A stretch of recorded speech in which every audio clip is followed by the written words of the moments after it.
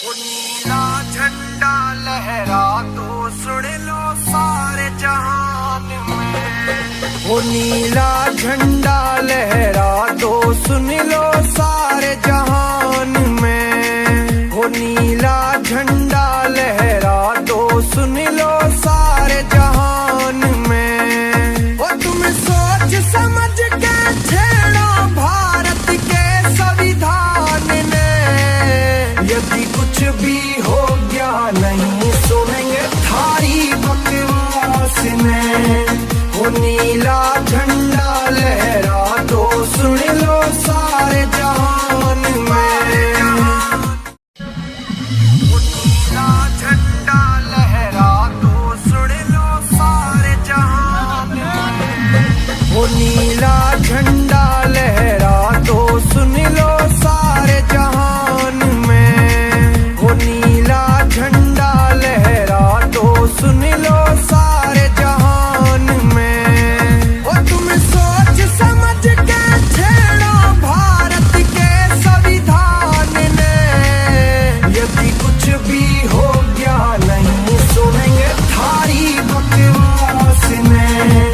वो नीला झंडा लहरा तो सुन लो सारे जहान में।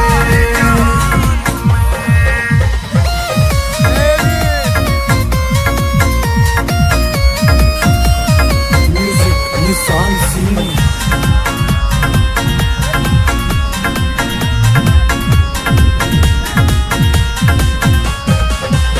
अरे उठो दलित कहाँ सो गए। जंग छिड़ गई सम्मान की। वो खत्म न होगा कलम जो लिख गई मारे भीम मान की। अरे उठो दलित कहाँ सो गए। जंग छिड़ गई सम्मान की। वो खत्म न होगा कलम जो लिख गई मारे भीम मान की। ना कभी भी मिटने देंगे हम अपने सम्मान में। यदि कुछ भी हो गया नहीं सुनेंगे थारी बकवास में। वो नीला झंडा लहरा तो सुन लो सारे जहान में।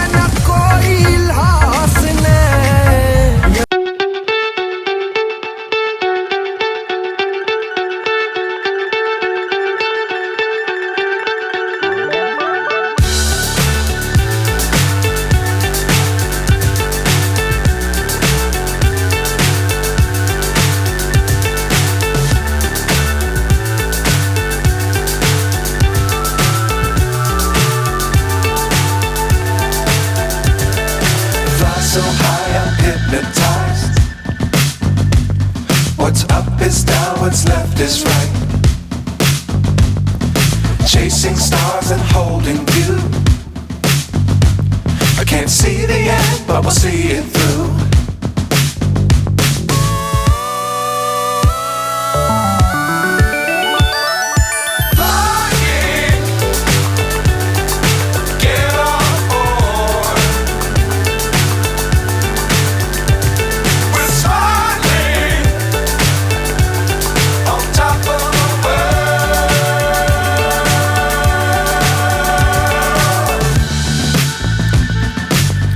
Times don't fly too high. Be sure to keep the ground in sight. Fly forever if you keep it tight. Love the world but keep the sky on your mind.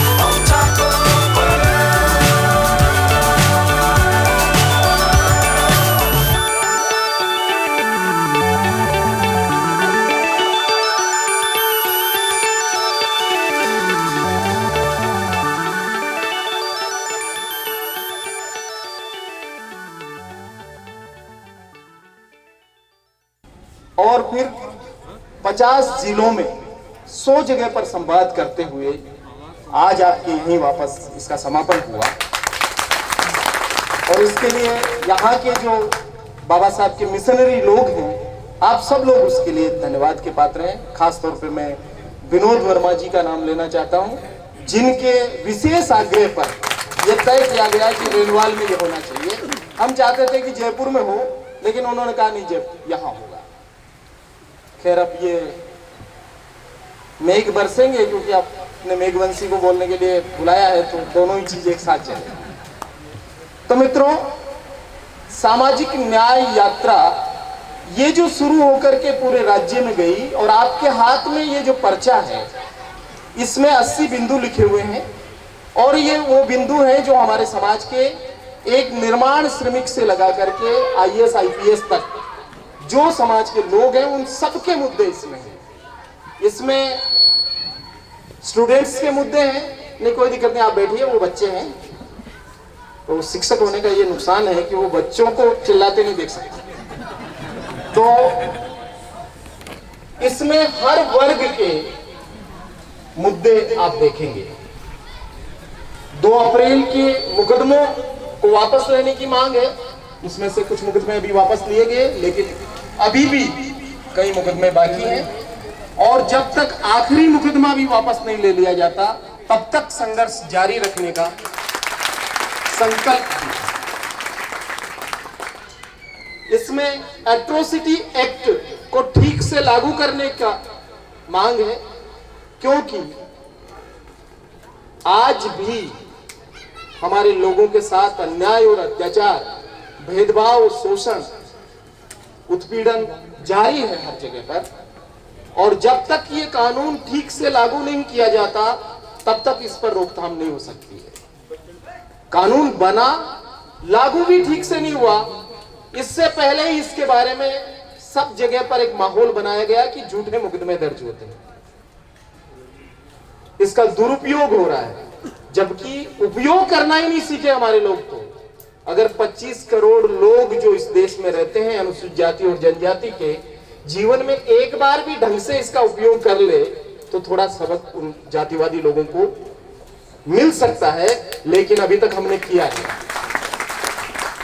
और उपयोग करने से पहले ही सुप्रीम कोर्ट ने इस पर प्रहार किया, और उसके बाद लोग सड़क पर उतरे, 11 लोगों ने शहादत दी, सैकड़ों लोग घायल हुए, हजारों लोग जेलों में गए, तब ये आपका एक्ट बचा है। तो इस एक्ट को बचाए रखने की जिम्मेदारी हम सब लोगों की है, क्योंकि अगर ये बचा रहेगा तो ये सुरक्षा की दीवार है। जिस दिन ये दीवार खत्म हो जाएगी उस दिन शाम होने से पहले जितने भी लोग इस वर्ग के हैं वो अपमानित होंगे, उत्पीड़ित होंगे और उनके साथ अन्याय अत्याचार होगा। आप कल्पना कीजिए कि अगर राजस्थान टेनेंसी एक्ट का जो एक सेक्शन है 42B, जिसकी वजह से हमारी जमीनें दूसरे के नाम नहीं होती है, अगर उस कानून को आज हटा दिया जाए तो एक हफ्ता भी नहीं लगेगा कि हमारे हाथ में कोई जमीन बची रहेगी, सारी जमीनें हमारे हाथ से निकल सकती है। तो वो तो एक सेक्शन की बात है, ये बहुत बड़ा कानून है। ये इतना बड़ा कानून है जो ये भी कहता है कि पीड़ित लोगों को हथियार के लाइसेंस दिए जाने चाहिए और जो उत्पीड़क है उनके अगर हथियार है तो वो जब्त कर लिए जाने चाहिए। देश का कोई कानून नहीं कहता ये बात जो ये कानून कहता है, तो उसको बचाने की भी जिम्मेदारी है। फिर इसमें वाल्मीकि समाज के लिए खास तौर पे जो हमारा सफाई कर्मचारी समुदाय है उनके मुद्दों को तीसरे नंबर पे लिया गया और उसके बाद में आप देखेंगे कि हमारे छात्राओं के और छात्रों के जो मुद्दे हैं, चाहे वो स्कूटी योजना हो, चाहे छात्रवृत्ति के मामले हो, वो सब इसमें लिए गए। फिर उद्योग धंधों की बात इसमें आई है कि जब तक हमारा समाज उद्योग धंधों में नहीं जाएगा तो मजबूत नहीं हो सकता है, क्योंकि आजकल रिजर्वेशन तो खत्म है, नाम मात्र के लिए है। सारी नौकरियां जो है वो प्राइवेट सेक्टर में चली गई है और जितने भी सार्वजनिक क्षेत्र भी है तो उसमें निविदा संविदा पर लोगों को लिया जाता है, पार्ट टाइम जॉब दिया जाता है और वहां रिजर्वेशन नहीं है। उसकी भी डिमांड यहाँ पर की गई है। ये पत्रक ये भी कहता है कि चाहे वो 5 दिन के लिए भी सरकारी पैसे से किसी को लिया जा रहा है, चाहे वो ठेके पे भी लिया जा रहा है, उसमें हमारा 18% रिजर्वेशन होना चाहिए। हर चीज में 18% चाहिए, चाहे बजरी के ठेके हो, चाहे खनन आवंटन हो, चाहे शराब के ठेके हो, हर जगह पर हमारी आबादी के अनुपात में हमारे को हक मिले, ये इस पूरे अभियान का उद्देश्य है। तो इन्हीं सब उद्देश्यों को लेकर के हम पूरे राज्य में गए माननीय आईजी साहब सत्यवीर सिंह जी के निर्देशन में, और इतना जबरदस्त रेस्पॉन्स मिला, चाहे वो बाड़मेर हो, चाहे झालावाड़ हो, चाहे श्रीगंगानगर हो, चाहे भीलवाड़ा हो, हर जगह पर इसी तरह का जो प्रेम आज आपने दिया, उतनी ही मोहब्बत मिली, उतना ही समर्थन मिला। सैकड़ों लोगों ने अपने सजेशन दिए। आपसे भी अनुरोध है कि इसको पढ़िएगा और जल्दी से जल्दी इसके पीछे लिखे हुए ईमेल एड्रेस पर अपने सजेशन भेजिए। अगर कोई मुद्दा बाकी रह गया तो वो मुद्दा आपको इसमें भिजवाना है। तो पहली बार ये हो रहा है कि हम भावनात्मक मुद्दों पर नहीं घूम रहे हैं, बल्कि समाज के उन मुद्दों पर बात करने के लिए घूम रहे हैं। ये एक बड़ी लोकतांत्रिक प्रक्रिया है। स्थापित राजनीतिक दल अभी तक अपनी मैनिफेस्टो कमेटी ही बना पाए हैं और उनकी कमेटियों की मीटिंग नहीं हो पाई है। उससे पहले राजस्थान के अनुसूचित जाति समाज ने अपना मैनिफेस्टो बना लिया और पूरे राजस्थान में घूम पर उसकी चर्चा कर ली है। यह आपके समाज के जागरूक होने की निशानी है, आप अपने समाज के लोकतांत्रिक होने की और राजनीतिक रूप से समझदार होने की निशानी है। तो ये काम जो हम कर रहे हैं, हम पार्टी पॉलिटिक्स के लोग नहीं हैं, हम दलीय राजनीति में नहीं है, हम चुनाव भी लड़ने वाले लोग नहीं है। मंच पर और लोग होंगे जरूर जो चुनाव लड़ेंगे, लेकिन इस अभियान के लोग चुनाव लड़ने वाले लोग नहीं है। लेकिन हमारा काम पूर्णतः राजनीतिक काम है। हमारा काम हमारे समाज का पॉलिटिसाइजेशन करना है, हमारे समाज का राजनीतिक प्रशिक्षण करना है, हमारे मुद्दों को राजनीतिक दलों के घोषणा पत्रों में शामिल कराना इसका पूरा उद्देश्य है। आप सब लोग आमंत्रित हैं इन सारी चीजों के लिए। जयपुर में जल्दी ही संभवतः 28 तारीख को जनमंच होगा, आप सब लोग उसमें आइएगा और वहां बैठ करके राजनीतिक दलों को मजबूर करेंगे हमारे एजेंडे पर आने के लिए, न कि उनके एजेंडे पर हम जाएंगे। धन्यवाद। जय भारत जय। वास्तव में काबिल तारीफ है, जोरदार इनके लिए तालियां। तार खींचे एक तरफ पर सूत का तार नहीं, हम इसलिए बगावत करते हैं ये न्याय। वो हकदार हजारों बीघे का और हल्के संग हस्ती मिटा गई, एक बीघे का हकदार नहीं, एक बीघे का हकदार नहीं। इन्हीं पर समाज के तमाम अधिकारीगण और रैनबाग के सम्मानित मेरे नागरिक बंधु हो, मेरे पूर्व वक्ता बहुत मेघवंशी साहब को आपने सुना। बहुत लंबे समय से चल रहे उस कार्यक्रम की पृष्ठभूमि के बारे में आप लोगों को जानकारी दी। मैं केवल अवसर पर इतना ही कहना चाहूँगा कि जिस प्रकार की रैलियाँ राजस्थान के अधिकांश जिलों में और ख़ास करके जो नए ज़िले बने हैं उनके सहित 50 जिलों में जो यात्रा निकाली गई है, इस प्रकार के कार्यक्रम अगर यदा कदा अपने समाज के लोगों के बीच में और हर जिले में हो तो मैं समझता हूँ कि ये एक राजस्थान की इंडिया के अंदर एक मिसाल हो। अपने पारिवारिक कार्यक्रमों के कारण इस जश्न के अंदर शरीक होने से वंचित रह रहा था। मैंने आईजीपी साहब से आग्रह किया कि मेरा एक पारिवारिक कार्यक्रम है जिसमें मेरी मौजूदगी ज़रूरी है, लेकिन इन्होंने जिस तरीके का मेरे को समझाइश के तौर पर बातें कही तो उसके कारण मैंने अपने पारिवारिक उस समारोह से दूर हो करके आप लोगों के बीच में आया।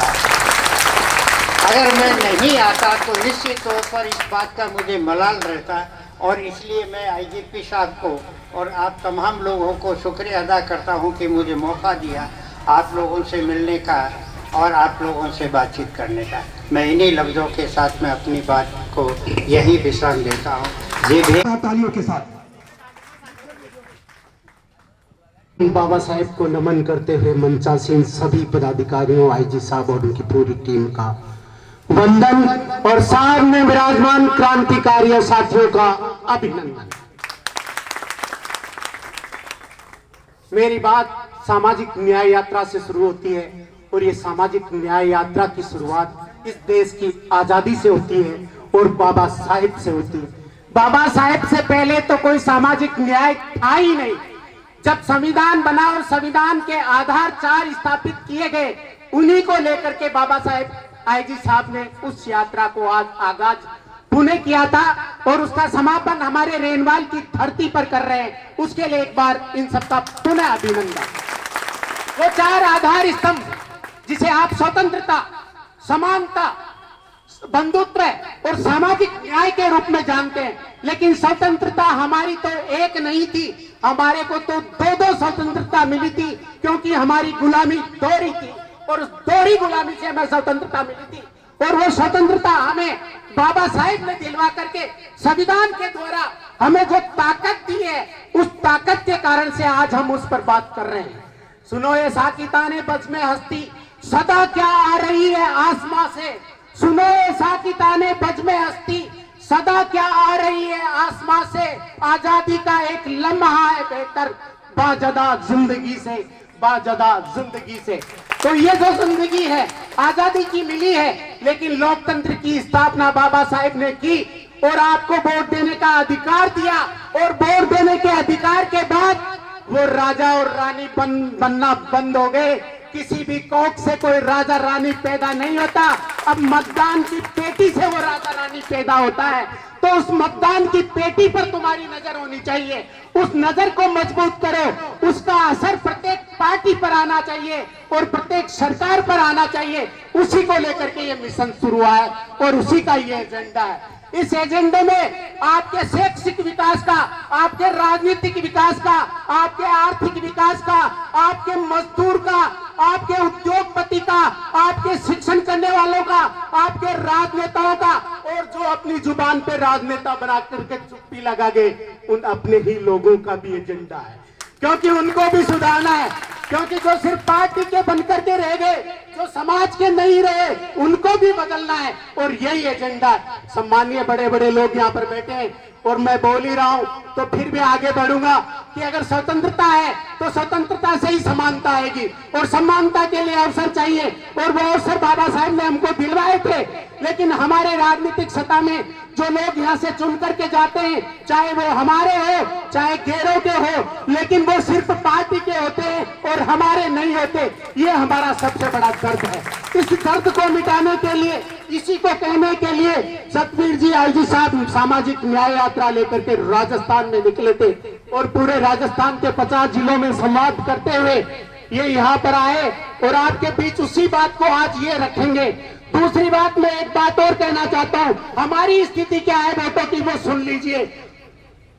हाथों पे अंगार रख दिए शोषण की सूली पट्टा का, हाथों पर अंगार रख दिए शोषण शोषण की सूली पर टाका जब जब मैंने अपना हक मांगा। मैं तो आज भी टूटे हुए दरवाजे की साथ लिए खड़ा हूँ यारो, मैं तो आज भी टूटे हुए दरवाजे की साथ लिए खड़ा हूँ यारो। लेकिन मेरे नन्हे हाथों ने तुम्हें राज सिंहासन दे डाला, मेरे राज सिंहासन दे डाला। तो राज सिंहासन देने वाले ये हाथ अगर निर्णय करें और पार्टियों को ये कहें कि अगर आप हमारा मत चाहते हैं तो आपको हमारी आवाज बननी पड़ेगी और जितनी हमारी जनसंख्या है उसके हिसाब से हिस्सेदारी देनी पड़ेगी, क्योंकि ये खैरात नहीं है, ये हमारा हक है। और इस हक को लेने के लिए आज हमारा युवा, हमारा प्रबुद्ध जन, हमारी महिला, हमारा छात्र सब जाग चुका है और वो जाग करके इसका परिणाम आपको देने के लिए जा रहा है।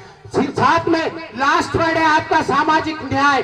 तो सामाजिक न्याय की बुनियाद तो ये केवल वसुधैव कुटुंबकम कहने से नहीं होती है। सामाजिक न्याय केवल मांगना नहीं है, वो स्वतंत्रता, वो समानता और वो बंधुता को धरातल पर उतारना सामाजिक न्याय है। और सामाजिक न्याय की चाबी केवल और केवल सत्ता है, ये बाबा साहेब ने हमें बताया था। और वो सामाजिक न्याय संसद के गलियारों से और विधानसभा के गलियारों से निकलेगा। जो वहां जाते हैं वो गूंगे बहरे नहीं हो, कम से कम हमारे समाज की बात रखने वाले हो, उनको वहां पर भेजना है, तब सामाजिक न्याय होगा।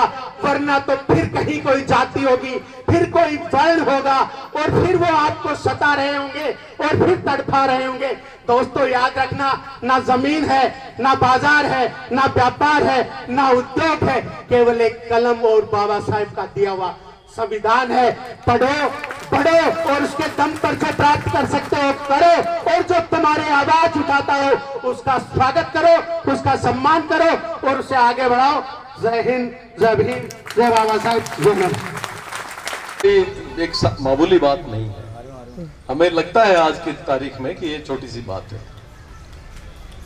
बहुत से लोग ये कहेंगे कि ये क्या पर्चा बांट रहे हैं और ये क्या है, कुछ नहीं होने वाला है। इस देश में जिस तरह की नकारात्मकता और जिस तरह का जो माहौल चल रहा है उसमें वास्तव में सब लोग संघर्ष कर रहे हैं। और उस संघर्ष में समाज हमारा जो वंचित समाज, जो दलित समाज, जो पिछड़ा समाज है, जो संघर्ष कर रहा है उसका संघर्ष कई तरह से भिन्न रहा है। और ये इस भिन्नता के साथ में ही आज जो आपके बीच में जो एक कागज आप लोगों के हाथ में है, एक दिन देखना ये दस्तावेज आपकी पीढ़ियों के भविष्य को बदलने वाला दस्तावेज बनेगा।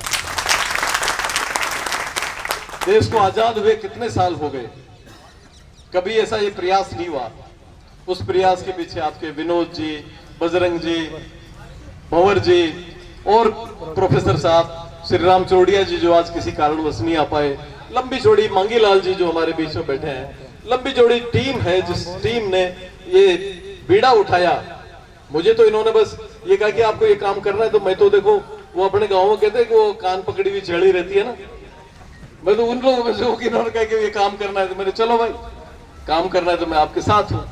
तो इस बीड़े में फिर हम सब लोगों ने एक तन्मयता से जो चीज, ये पहले तो ये 80 पॉइंट जो आपके हाथ में है इनको तैयार करना, सारा छपवाना और फिर पूरे 50 जिलों के अंदर विपरीत परिस्थितियों, विपरीत मौसम, सारी पारिवारिक और व्यक्तिगत और सामाजिक तरह तरह की जिम्मेदारियों को एक तरफ रखते हुए समाज के बीच में जाना। और समाज के उन लोगों का भी आप हौसला देखिए और डेडिकेशन देखिए, समर्पण देखिए कि जहां जहां भी हम लोग गए उन्होंने आपकी तरह से ही पलक पावड़े बिछा करके हमारा सम्मान किया। उन्होंने बहुत ढंग से बात को सुनी और समाज के आखिरी छोर तक वो लोग उस बात को पहुंचाने के लिए बिल्कुल लगे हुए हैं। क्योंकि सोशल मीडिया पे मैं देखता हूँ, व्हाट्सएप पे देखता हूँ, आपके फेसबुक पे देखता हूँ, इंस्टाग्राम पे देखता हूँ, ट्विटर पे देखता हूँ, चीजों को लगातार तरीके से आम आदमी तक पहुंचा करके और वो अपने फीडबैक वापस ले रहे हैं। क्योंकि मेरा ये मानना था कि ये जो आपके हाथ में कागज है, ये कागज अधूरा है। ये कागज तो कुछ लोगों ने मिलके बनाया है, लेकिन जब तक समाज के आखिरी आदमी जो हमारे गांव में, हमारी ढाणी में, हमारे मोहल्ले में, हमारे मजरे में, गली कूचे में जो आदमी रहता है, उस आदमी की भावनाएं जब तक इस दस्तावेज में शामिल नहीं होंगी, ये दस्तावेज पूरा नहीं होगा। कमता मजदूर का अपना अलग तरह का पीड़ा है, बेलदार की अलग पीड़ा है, ठेला चलाने वाले की अलग पीड़ा है, नौकरी करने वाले की पीड़ा अलग है, व्यापार करने के सोचता है आदमी, उसकी पीड़ा अलग है। रोजगार, जो घर पे बेरोजगार बैठा है उसकी पीड़ा अलग है। सबकी पीड़ाओं को इकट्ठा करके, और ये ऐसा समय है जब राजनीतिक दल चुनाव आते हैं तो तरह तरह के मेंढक निकल के आते हैं, राजनीतिक दल भी निकल के आते हैं। तो हम इन बाकी मेंढकों के साथ साथ में इन राजनीतिक दलों को की जो बड़े हाथियों के रूप में हमारे सामने आते हैं, इनको ये स्पष्ट रूप से बता देना चाहते हैं कि ये दस्तावेज जो फाइनल होकर के 28 तारीख को भंवर जी ने जो तारीख घोषणा की है, 28 तारीख तक, 25 तारीख तक हमारे पास, हमने 15 तारीख तक ही मांगे थे। आप लोग 20 तारीख तक या इसमें जो भी आपके सलाह सुझाव, आपके मशवरे हो, वो ईमेल से, व्हाट्सएप पे भिजवाइए। उन सारे चीजों को इसमें शामिल करके 28 तारीख को एक पूरा एक ऑडिटोरियम हमने किराए पे ले भी लिया था, लेकिन 25 तारीख का वो तारीख तय थी, लेकिन वो राजनीतिक रूप से प्रधानमंत्री के आगमन के कारण से एक राजनीतिक दल उसका हिस्सा नहीं बन सकता था, इसके कारण से इसको हमने 28 तारीख पे शिफ्ट किया है। 28 तारीख को आपको पधारना है। 28 तारीख कंफर्म करने के दोबारा बता देंगे, क्योंकि अभी हमने कोई हॉल बाकी चीज की बुकिंग नहीं कराई है। उस समाज आपके चुनाव में हमारी समाज की भूमिका तय करने से पहले आपसे अपने बारे में, हमारे बारे में आप क्या सोचते हो, ये बात ये दस्तावेज के मार्फत पूछना चाहता है कि जो हर बार चुनाव के अंदर आप मैनिफेस्टो बनाते हो, वो चिकने चिकने कागज में 2-4 बाबा साहब के कहीं नाम लिख देते हो। समाज की ना तो कोई नीति होती है, ना योजना होती है, ना कोई बात होती है, और वही 5 साल तक दोबारा मीठी मीठी बातें करके दोबारा हमसे वोट ले लेते हो। वो अब नहीं चलने वाला है। ये दस्तावेज आपको देते हैं। जितना आप इन दस्तावेजों में लिखी हुई बातों को अपने मैनिफेस्टो में जगह दोगे, चुनाव में समाज उतनी ही जगह आपको देगा, उससे कम ज्यादा देने वाला नहीं है। क्योंकि अब जागरूक समाज है, वो समय नहीं रहा कि हम आपके जयकारे लगाने वाली फौज में तैयार हो गए, मीठी बातें सुन के आपकी बात करके बाबा साहब का जयकारा लगा दिया तो हम राजी हो गए। हम तो इतने सीधे लोग हैं कि कोई दूसरा आदमी जोर से जय भीम बोलता है तो हम सोचते हैं कि ये पता नहीं हमारे तो घर के अंदर दिल का आदमी है, लेकिन वो दूसरा आदमी जय भीम क्यों बोलता है, इस बात को अब समझना पड़ेगा। आप लोग रेनवाल के बड़े पुराने में, मैं यहाँ पिछले 15 साल से जुड़ा हुआ आदमी हूँ, मुझे पता है आप लोग बड़े जागरूक हो इस जिले के, लेकिन फिर भी मैं आपको ये जागरूकता की तरफ और ले जाना चाहता हूँ कि लोग आएंगे, आपको मीठी मीठी बातें करेंगे, लेकिन आपको तय करना है कि उसके अंदर पेट में कितनी गांठें हैं और कितना साफ सुथरा है। वो सारी चीज सोचने के बाद ही आपको अपनों को वोट देने का अधिकार की बात सोचनी चाहिए। और सीधी बात यह है कि राजनीतिक दल, भले वे कांग्रेस हो, चाहे बीजेपी हो, चाहे असपा हो, चाहे बसपा हो, या आप हो, या कोई भी पार्टी हो, हमारे इस मैनिफेस्टो में, वो अपने राजनीतिक दल के अपने मैनिफेस्टो में हमारे दिए हुए मैनिफेस्टो की कितनी जगह देगा, उतनी जगह समाज देगा। क्योंकि समाज के बच्चों की तकदीर, उनके पढ़ाई लिखाई, उनके रोजगार, उनके आगे बढ़ने के अवसर, और सरकार जितना भी पैसा खर्च करती है उसका हर हिस्से में 18% चाहिए। अगर आप सड़क बनाते हो तो उसमें भी हमारे ठेकेदार भी 18% चाहिए। आप कोई भी काम करते हो, कोई दारू की दुकान की भी नीलामी करते हो, उसमें भी 18% चाहिए। अगर आप कोई बजरी का ठेका देते हो उसमें 18% चाहिए। आप कोई नौकरी देते हो, टेम्परेरी देते हो, जैसे भंवर जी ने कहा 5 दिन की भी देते हो, और मैं तो कहता 1 दिन की देते हो, तो भी हमारा पूरा हिस्सा चाहिए। अब हम कोई हक अधिकार की लड़ाई में आपकी मीठी मीठी बातें, समाज न्याय की, सामाजिक न्याय की बातें करते करते आप मुद्दतें हो गई, हमारे कान पक गए, लेकिन सामाजिक न्याय तो नहीं मिला। अगर सामाजिक न्याय मिलता तो हमें न्याय यात्रा निकालने की आवश्यकता नहीं होती। इसलिए इस सामाजिक न्याय की यात्रा में आप लोगों ने जो आहुति दी है, निश्चित रूप से एक दिन अच्छी दिशा में चीजें आएंगी।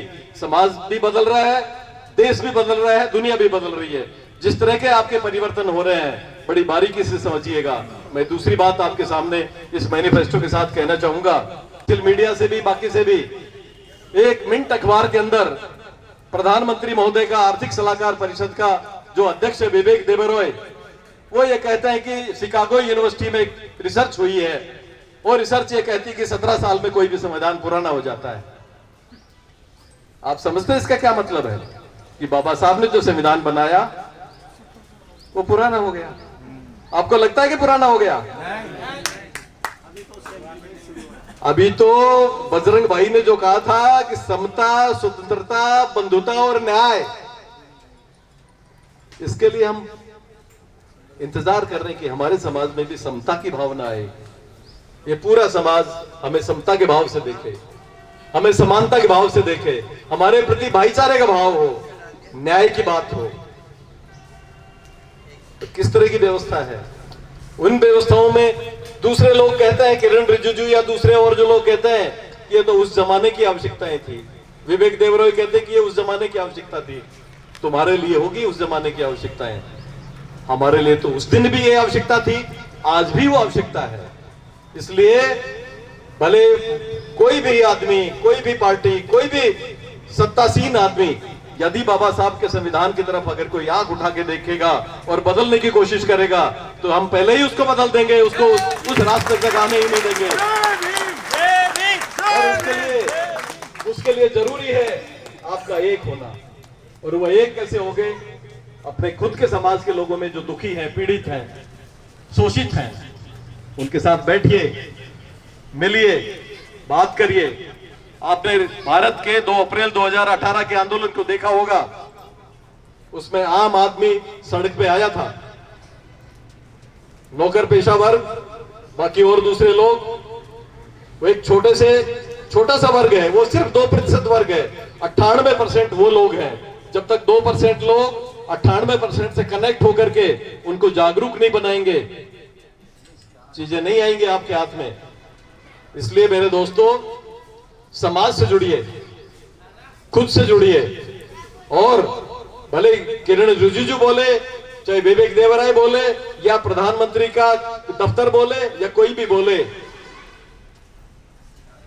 भले इनका मसीहा बोले, बाबा साहब के संविधान की रक्षा करना हमारा दायित्व है। क्योंकि इतने वर्षों तक, 77 साल तक संविधान ने आपकी रक्षा की है, और संविधान पर अगर है तो हम सुरक्षित हैं। जिस दिन संविधान नहीं रहेगा, आप कहीं के नहीं रहोगे। अब तक आपकी संविधान ने रक्षा की है, मुझे लगता है वो वक्त आ गया है आपको संविधान की रक्षा करनी पड़ेगी। और संविधान की रक्षा करने में अगर किसी आदमी ने भी अगर कायरता बरती, आप सोचिए, बाबा साहब वो अकेले आदमी, उस जमाने में अकेले बाबा साहब ने आपको इतने हक हकूक दिलाए। आज लाखों करोड़ों की संख्या में हम उनके दिए हुए आशीर्वाद से इतने जागरूक लोग हैं। क्या ये होने देंगे? क्या ये होने देंगे? बिल्कुल नहीं होने देंगे। तीसरी बात मैं कहना चाहता हूं, लोकतंत्र में बाबा साहब ने एक वोट का अधिकार सभी को दिया है, और इसी से सरकारें बनती हैं।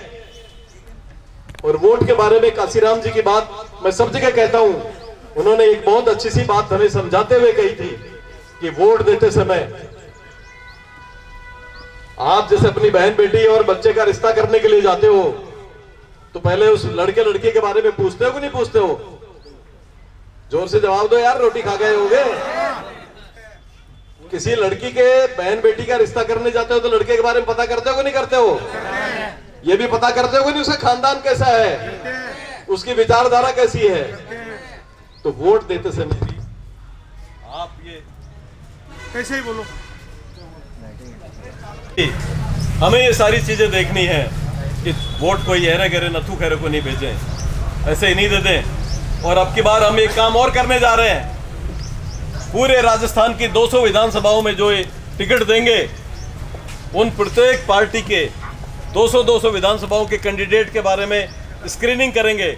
आपसे भी पूछेंगे कि जो ये राजनीतिक दल इनको टिकट दे रहा है या देने जा रहा है, ये जब हमारे समाज के ऊपर अत्याचार हो रहे थे, ये कहाँ था? जब हमारी बहन बेटी की इज्जत आबरू के साथ कोई खिलवाड़ हो रही थी, ये राजनेता कहाँ पर था? हमारे नौकर पेशा लोगों के साथ जो अत्याचार हो रहा था, ये कहाँ था? हमारे हक हकूक की कोई बात कर रहा था तो ये हमारे समर्थन में था या विरोधी था? यदि ये हमारे खिलाफ था तो हम उसके लाल गोड़ा लगा करके पार्टियंस को भेजेंगे कि इसकी जगह दूसरे आदमी को टिकट दो। नहीं तो ऐसे लोगों को वोट देगा कि नहीं देगा? नहीं देगा, बिल्कुल नहीं देगा। अगर उनको फिर भी उनका टिकट नहीं बदलते हैं, जयपुर में एक प्रेस कॉन्फ्रेंस आपकी मौजूदगी में करेंगे और फिर समाज से आह्वान करेंगे, ये वो लोग हैं जो समाज के अत्याचारी हैं, ये बलात्कारी हैं, ये भूमि माफिया है, ये नौकर पेशा लोगों के साथ अत्याचार करते हैं। इन लोगों को वोट मत दीजिएगा। इनको इसके विधानसभा का रास्ता नहीं, इनको इनके घर का रास्ता बताओ। ये लोकसभा विधानसभा में जाने लायक नहीं है। एक आखिरी बात मैं और करना चाहता हूँ। ये जो सामाजिक न्याय यात्रा सिर्फ विधानसभा तक नहीं है, जैसा प्रोफेसर श्यामलाल जी ने कहा, ये विधानसभा के चुनाव तक, राजस्थान तक के लिए है। जब ये लोकसभा के चुनाव होंगे, यही सामाजिक न्याय यात्रा पूरे देश में जाएगी और पूरे देश में आपका राजस्थान अग्रणी राज्य होगा कि राजस्थान में कितने जागरूक लोग हैं जिन्होंने पूरे कंट्री को ये एहसास कराया, वंचित वर्ग को ये एहसास कराया कि आपकी अपने भी डिमांड्स हैं। देखो दोस्तों, जब तक बोलोगे नहीं, कोई नहीं कहता। आपकी कोई मांग, आपकी तो चिल्लाते हो तो ही नहीं मांगे मानी नहीं जाती। आप नहीं मांगोगे तो कौन बोलेगा आपके लिए? इसलिए मांगना, हक अधिकार को रखना। हम मांगने नहीं जाएंगे, हम अपने हक अधिकार को रखेंगे और ये हक अधिकार पहले विधानसभाओं के लिए और फिर लोकसभा तक के लिए हम ये चीज़ें लेके जाएंगे और पूरे देश के अंदर एक सामाजिक क्रांति आपके सामने देखते हुए आप देखेंगे। और उस दिन ये याद रखा जाएगा कि रेनवाल के लोग इस सामाजिक क्रांति के अग्रदूत थे। इन्होंने इस देश के में एक बीड़ा उठाया और इस चीज को बहुत आगे ले गए।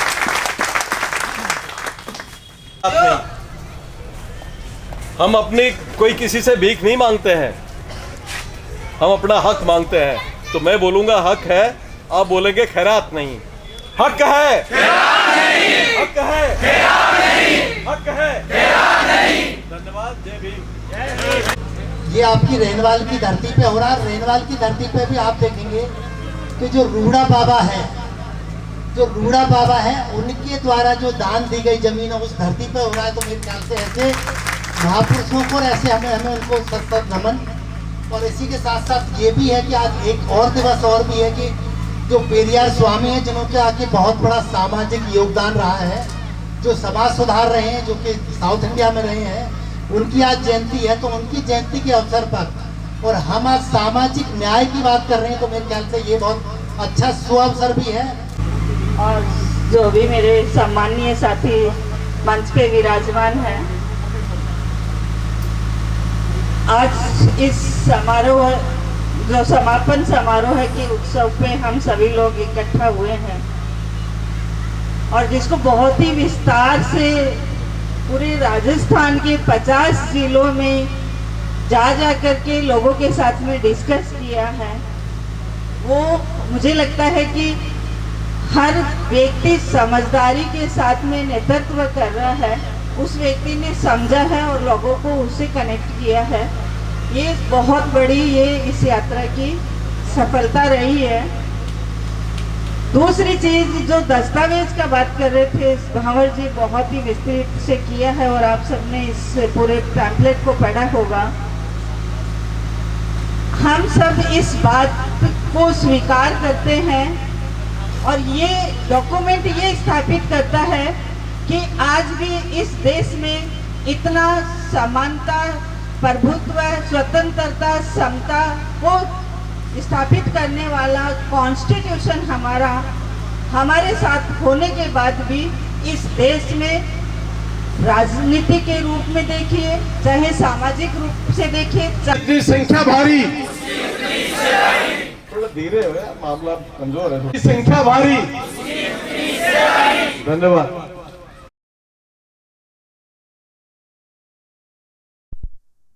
अगर हम घरों से बाहर नहीं निकलते तो आज हमारे कई